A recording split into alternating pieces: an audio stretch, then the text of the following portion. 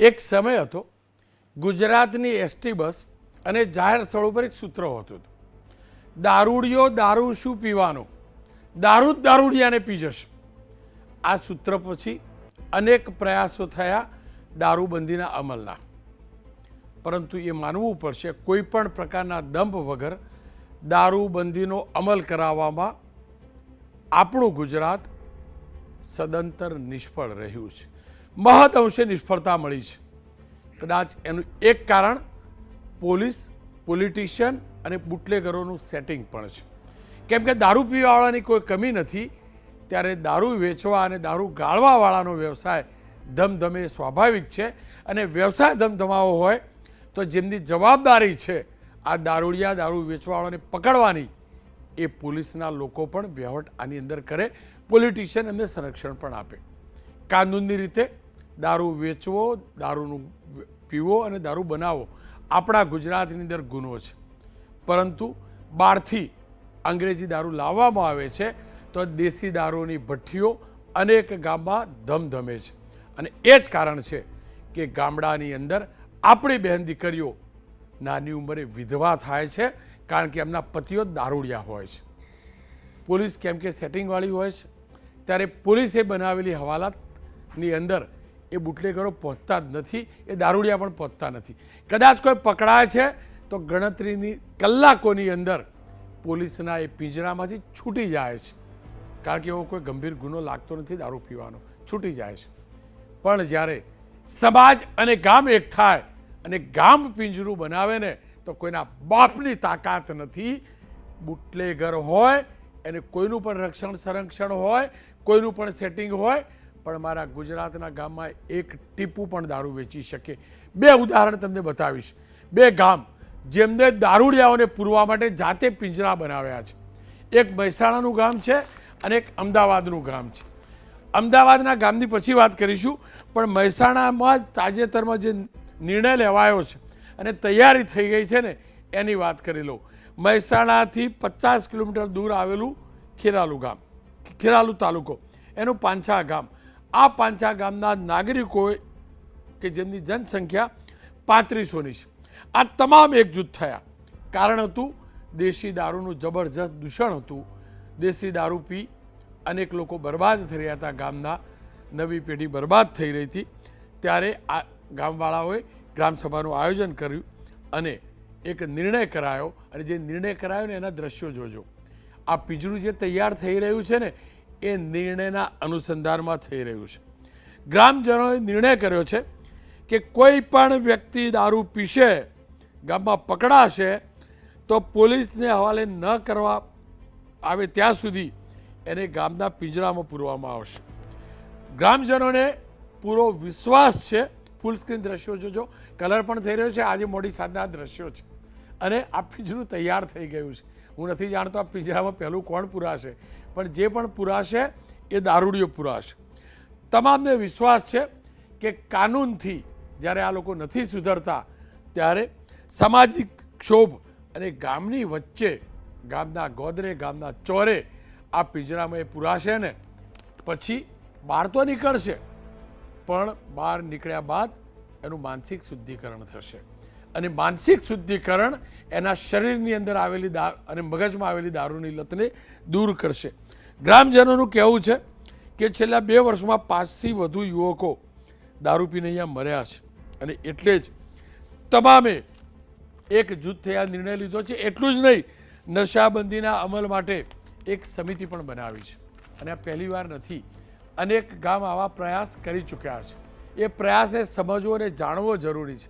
ખાસ કરીને પીવાવાળા તો જાણી જ લે, વેચવાવાળા પણ જાણી લે, પણ જે લોકો સેટિંગ કરે છે ને બુટલેગરો સાથે, એ પણ આ વિડીયો જોઈ લેજો, આ કાર્યક્રમ જોઈ લેજો.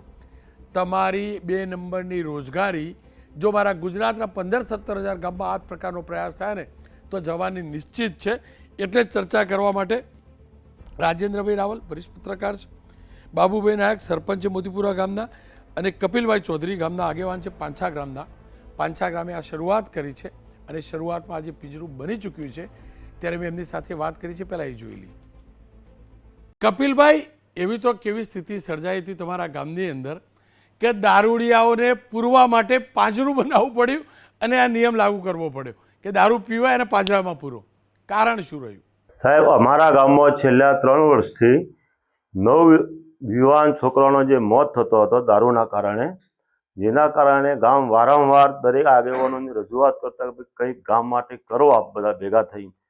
તો અમે આગેવાનો બધા ભેગા થઈને પંચાયતને જાણ કરીને પંચાયતને ભેગા થઈને ગામ સભાનું આયોજન કર્યું અને ગામ સભામાં ગામના નિયમો અને એક દારૂના માટે એક ઝુંબેશ ઉપાડ્યો કે ભાઈ ગામમાં દારૂ બિલકુલ કાઢવાવાળા અને પીવાવાળા બંધ કરો. તેથી અમે આ નિર્ણય અમારા લેવો પડ્યો. કપિલભાઈ, દારૂડિયો ક્યારે ન ચાલે હકીકત છે, પણ કોઈ દારૂ પીતો હોય તો પોલીસને બોલાવીને સોંપી દેવાય ને. આપણને કોણે અધિકાર આપ્યો કે જાતે જ નિયમ બનાવીને પાંજરામાં પૂરી કાઢીએ? કેમ આવું કરવું પડ્યું? કેમ પોલીસને ના સોંપીએ અને પાંજરામાં જ પૂરીએ?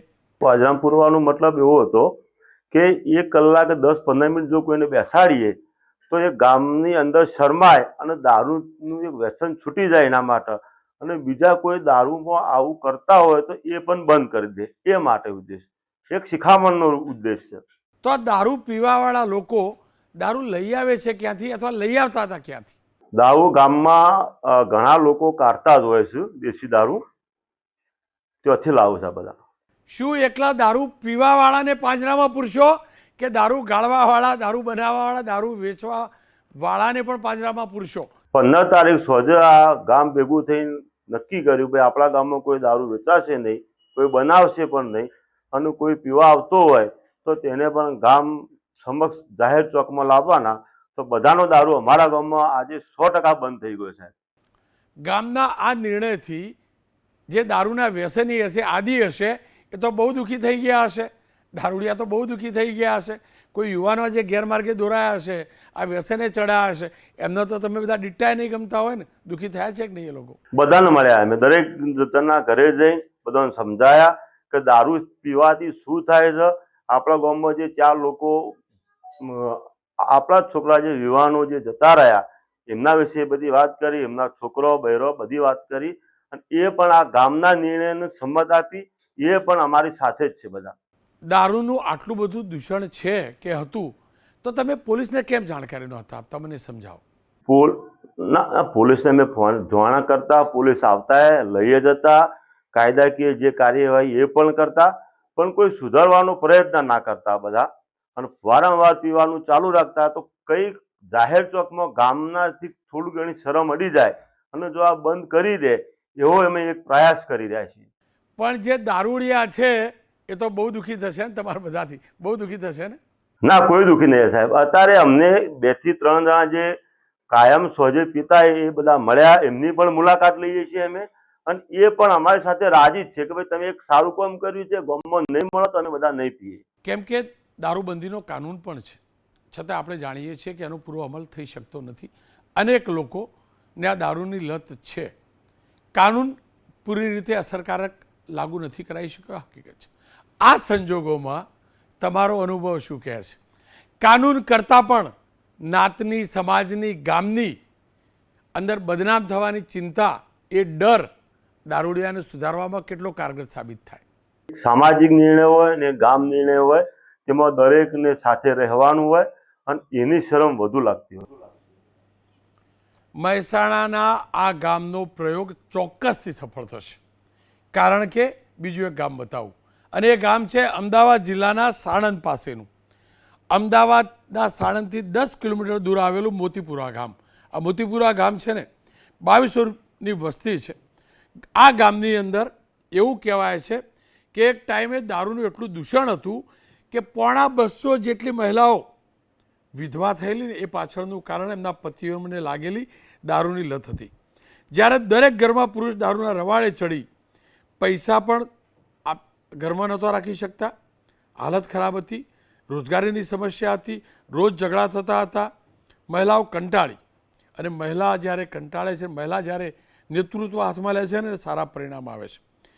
તેથી જ આ ગામના સરપંચ અને આગેવાનો એ સમયે એકઠા થયા, જેમાં દારૂનું સેવન કરીને આવનારને 1 દિવસ માટે પાંજરામાં રાખવાનો નિર્ણય કરાયો. આપણે પાંજરું જોઈ શકો છો.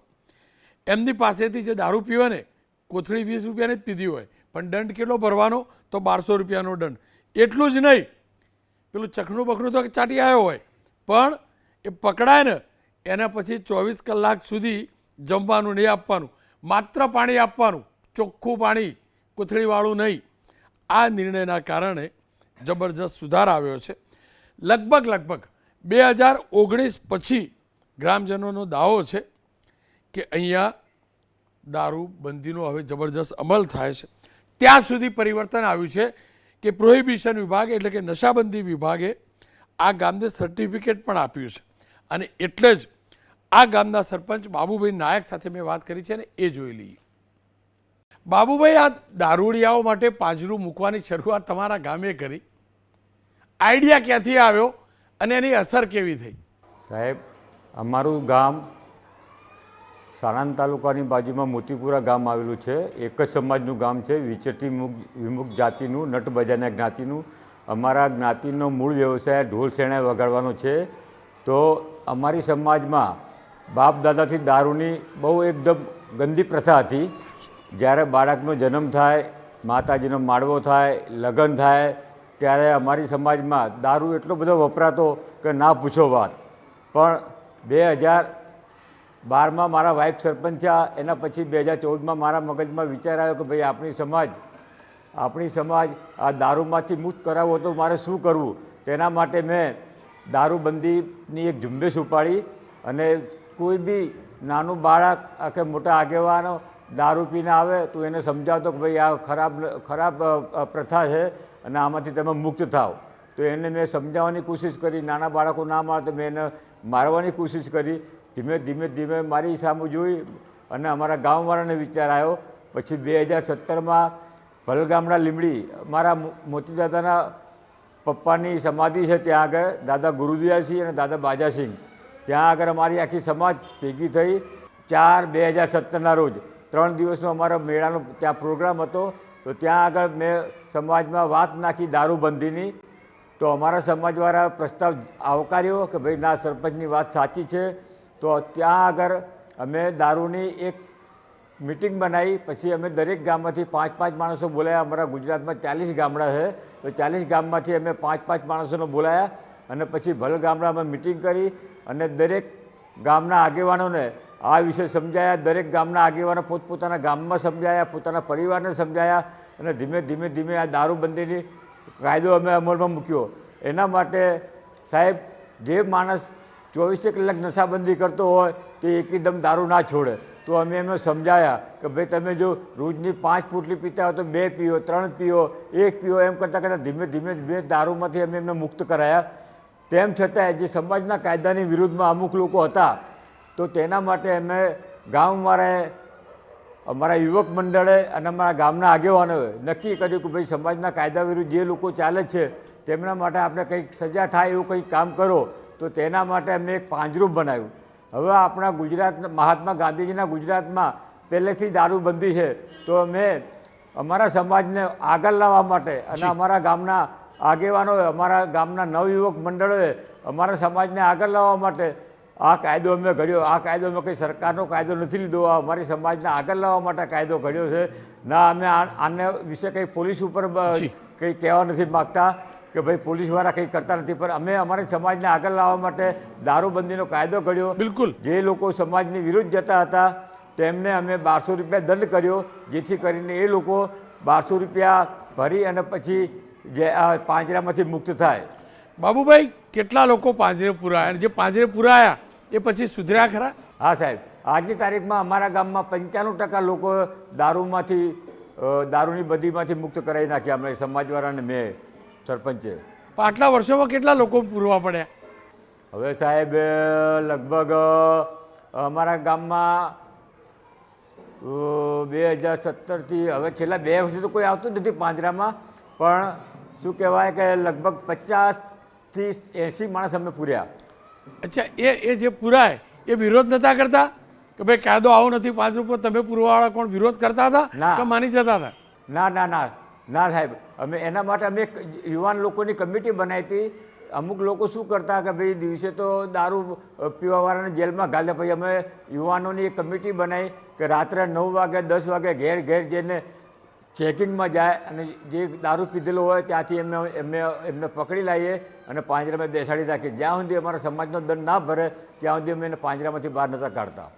કદાચ હવે લગભગ પાંજરાની જરૂર પડશે ને, કારણ કોઈ વિરોધ નથી કર્યો આજ સુધી. હા, પાંજરાનો તો સાહેબ 2 વર્ષથી ઉપયોગ થતો જ નથી. દારૂ પીવાથી અમારા ગામમાં નાની નાની મહિલાઓ વિધવા બની ગઈ. એટલે સાહેબ મેં સૌથી પહેલાં દારૂબંધીની ઝુંબેશ ઉપાડી. મારા સામું જોઈને અમારા ગામવાળાઓએ અને અમારા સમાજે આ ઝુંબેશ ઉપાડી અને કેટલી મહિલાઓના સુહાગ બચાવી લીધા. કાનૂનની પરિભાષામાં જેવો હોય તે, પણ કાશ આ બે ગામની જેમ જ મારા ગુજરાતના 15-17 હજાર જે ગામ છે ને, એમાં આ જ પ્રકારની પ્રણાલી શરૂ થાય. કાનૂન હાથમાં લેવાની વાત નથી, પવિત્ર ભાવ છે. અને એટલે જ ગ્રામીણ સમાજ જીવનને જાણનારા રાજેન્દ્રભાઈ મારી સાથે જોડાયા છે. રાજેન્દ્રભાઈ, આ કાર્યક્રમ માટે તમને જ્યારે કહ્યું મારે ત્યાંથી, એટલે તમને એવું લાગતું હતું, મસ્કરી પણ તમે કરતા હતા કે પોપટ પૂરવાનું પાંજરું હશે. હા, આ પોપટ પૂરવાનું જ પાંજરું છે. તોતાની જેમ સારું સારું બોલતા કરી દેવા માટેનું પાંજરું છે. પેલું અંગ્રેજી બોલવાવાળાનું, દેશી પીવાવાળાનું બંધ કરવાનું પાંજરું છે. શું માનો તમે, કેટલું અસરકારક? અરે રોનકભાઈ, હું તો પાંજરામાં તો પોપટ પૂરવાનો હોય, પણ તમે આ પાંજરું એવું લાવ્યો છો ને કે એમાં બધા પોપટ થઈ જાય. બીજી વાત, નશાબંધી ખાતું આપણા ગુજરાતમાં એક છે, એટલે નશાબંધી અટકાવવાનું કામ એમનું હોય. આપણે રાજ્યની જે આચારસંહિતા છે સરકારની, એ બધામાં. પણ નશાબંધી ખાતું તો શું કરે છે? લાયસન્સ આપે છે. નશાબંધી ખાતાનું કામ અત્યારે ફક્ત પરમિટ આપવાનું કામ નશાબંધી ખાતું કરે છે. હવે પોલીસ માટે એટલી બધી જવાબદારી છે કે કેટલાક કામો પહેલાં ગાયકવાડ મહારાજ સાહેબ, જ્યારે હું અત્યારે એનો અભ્યાસ કરી રહ્યો છું, ગાયકવાડી ગામડા ઉત્તર ગુજરાતના, તો ગાયકવાડ મહારાજ સાહેબે આ તમે જે જોઈ રહ્યા છો ને, એક થાણું છે એમનું, તો કેટલીક જવાબદારીઓ ગામડાને આપેલી. આ પાંસા અને પેલું મોતીપુરા બંને ગામને અભિનંદન આપવા જોઈએ કે તમે શુદ્ધ ભાવ, આપે હમણાં કહ્યું ને કે શુદ્ધ ભાવથી તમે કોઈ દૂષણ અટકાવો તો એ તમારું ક્રાંતિ જ કહી શકાય. આજે સાવિત્રીબાઈ ફૂલે, આપણા ભારતના મહાન મહિલા સુધારકનો જન્મદિવસ પણ છે, જોગાનું જોગ. તો ગાયકવાડ શાસનની અંદર એક મુખી રાખવામાં આવો ગામમાં, અને મુખી આ રીતે સામાજિક રીતે બધાને પૂછે કે ભાઈ આ ના કરાય. પછી માણભટ્ટો રાખવામાં આવતા, દેશી ગામડાઓમાં જાય અને સત્સંગ કરે. તમે કહ્યું એમ દરેક એસટીની પાછળ લગભગ 86 સુધી આ ચાલ્યું. 1986 પછી બંધ થઈ ગયું.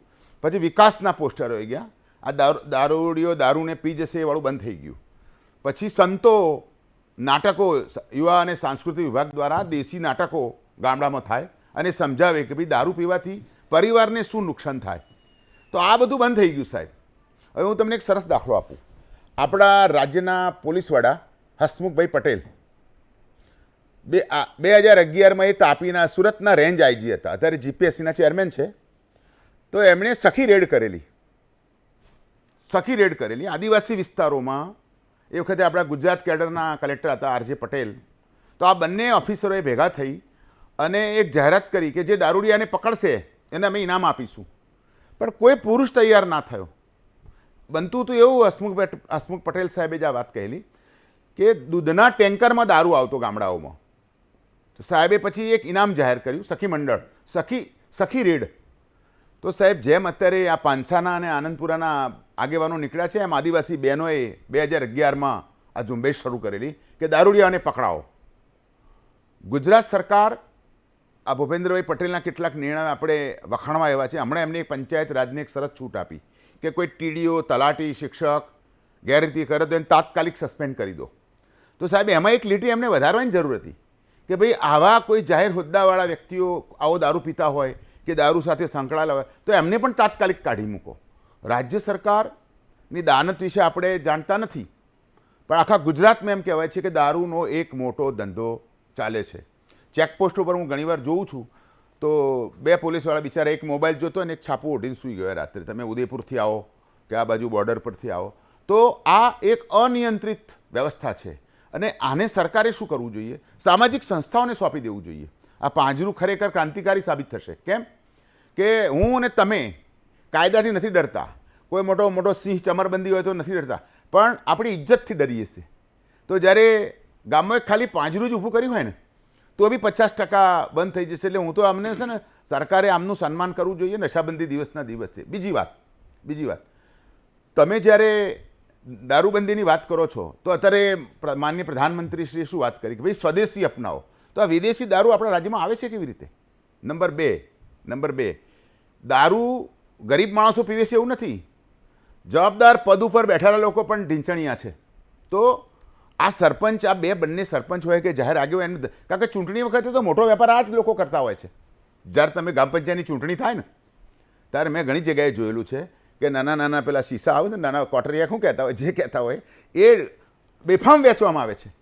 તો ગાયકવાડી શાસનને સરકારે, મોદી સાહેબે શું કહેલું, એમણે એક પુસ્તક મને આપેલું, ધ બ્યુટિફુલ ટ્રી, ભારતની શૈક્ષણિક વ્યવસ્થા, અને બીજું એક પુસ્તક આપેલું ઉત્તર ગુજરાતના ગામડા. તો એ ગામડા ગાયકવાડ મહારાજ સાહેબે શું કહ્યું હતું કે કોઈને ક્યાંય તકલીફ ના પડવી જોઈએ અને વ્યવસ્થા તમે જ ઊભી કરો. તો આ પાંજરું છે ને એ સ્મરણ યાદ કરાવે છે.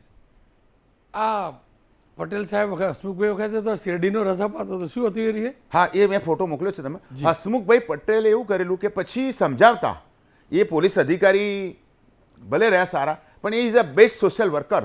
એને માણસને કેમ લાઈન પર લાવવો એના માટે એમને ખૂબ જદ્દો, અને ઈમાનદાર ઓફિસર. તો શેરડી પીવડાવતા. આરજે પટેલ આપણા અત્યારે હયાત છે, અને એ પછી બધી બહેનોને બોલાવે અને કે લે આ પેલું તારું કયું આવે છે નામ બોલો ને, આજે એક પાટરિયું આવતું હોય કે લે આમાં એ છે, પછી પેલો શેરડીનો રસ પીવે ને એટલે ધીરે આ એક કેમિકલ છે, માઇન્ડ કેમિકલ છે.